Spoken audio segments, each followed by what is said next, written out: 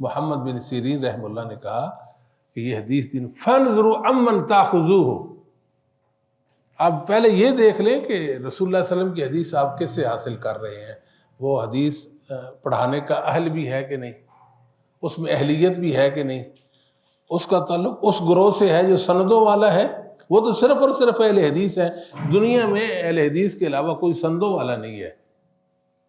ایک صاحب میرے پاس آتے تھے، بزرگ تھے، وہ بریلی مکتب سے ان کا تعلق تھا، تو وہ کہتے تھے کہ مجھے آپ یہ کتاب پڑھا دیں۔ بڑے مہذب سے تھے وہ، اچھی گفتگو اور خوبصورت کلام کرتے تھے، تو جب وہ آتے میرے پاس پڑھنے کے لیے کچھ میرے کھانے پینے کا بھی وہ سامان کر دیتے تھے، کہتے ہیں کہ آپ سے محبت ہے تو میں محبت کا اظہار کرتا ہوں، تو میں ان کو جب پڑھا رہا ہوتا کبھی میں پوچھتا کہ آپ اپنے علماء سے کیوں نہیں پڑھتے؟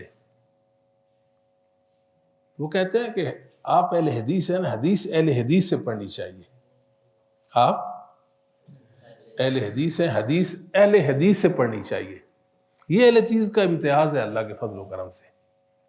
یہ جو دنیا میں آپ لوگ حدیث کی تحقیقات پیش کر رہے ہیں، منکرین حدیث بھی حدیثوں پر بات کرتے ہیں، ملحدین بھی، زندیق بھی، گمراہ لوگ بھی، جاہل لوگ بھی،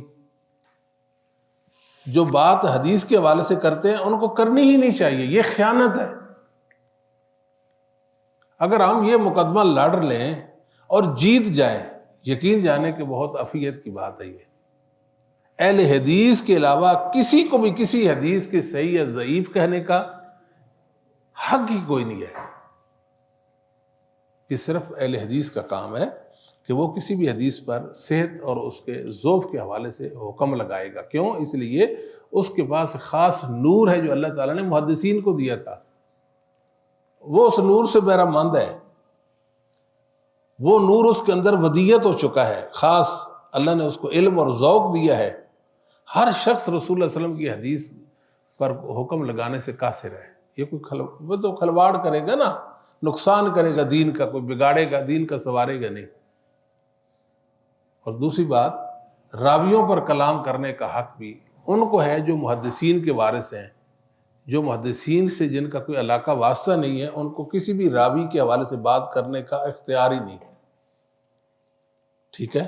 وہ دین کا نقصان کرتے ہیں، ان کے اندر خواہشات کی پیروی ہے، خواہشات نفس میں وہ کیا کرتے ہیں؟ وہ راویوں کے بارے میں غلط رائے قائم کرتے ہیں۔ محدثین نے جو روات حدیث کے حوالے سے، رجال حدیث کے حوالے سے جو شہادت دی ہے، اس شہادت میں وہ خیانت کرتے ہیں۔